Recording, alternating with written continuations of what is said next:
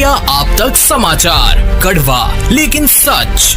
रतनलाल सी Bafna jewellers, जहां विश्वास ही परंपरा है। नमस्कार, मैं हूं आनंद शर्मा। आप देख रहे हैं इंडिया आप तक समाचार। यहाँ मैं जो खड़ा हूं ये एमजे कॉलेज की तरफ जाने वाला रास्ता है। बहिनाबाई उद्यान से अंडरपास है। ऊपर जो है वो नही की तरफ से बनाया गया नया हाईवे है और यहाँ पर इसलिए आज रिपोर्टिंग कर रहा हूँ क्योंकि ये आगे चलकर मौत में तब्दील हो सकता है। ये रास्ता कई बड़ी दुर्घटनाओं का जिम्मेदार हो सकता है ये हादसा। क्यों, ये बताता हूँ।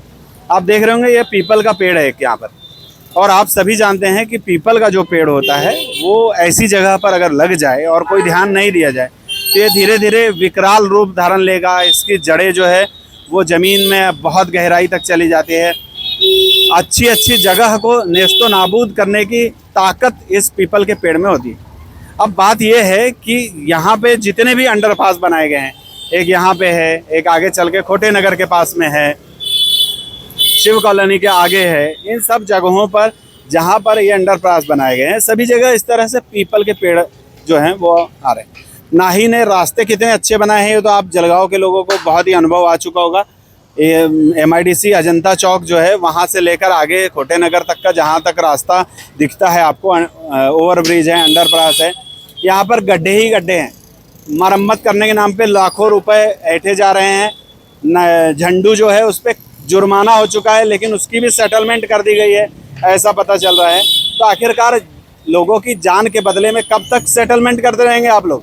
कब तक नहीं जो है वो इस तरीके से लापरवाहियाँ करते रहेगी। अगर सड़क बनाई गई है तो यहाँ पर उसका मेंटेनेंस की भी तो जिम्मेदारी उनकी ही है।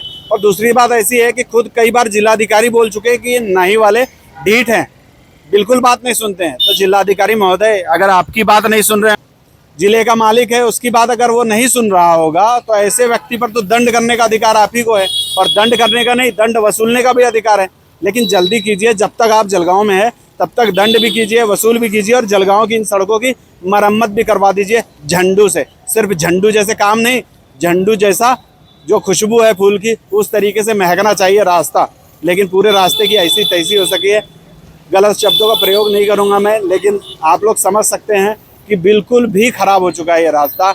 और झंडू को, नहीं को, इनको चाहिए कि जल्द से जल्द इन सब बातों को ध्यान में रखकर ये पीपल के जो पेड़ वगैरह हैं जो नुकसान हो सकता है उसको यहाँ से हटाया जाए ताकि भविष्य में हमारा रास्ता सुरक्षित रहे।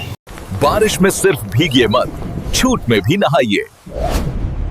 सुरेश कलेक्शन की मॉनसून सेल में जलगांव छत्रपति शिवाजी नगर में 80 फुटी रोड पर हर दिन खुला है। फैशन में बचत का ये मौका मिस मत कीजिए।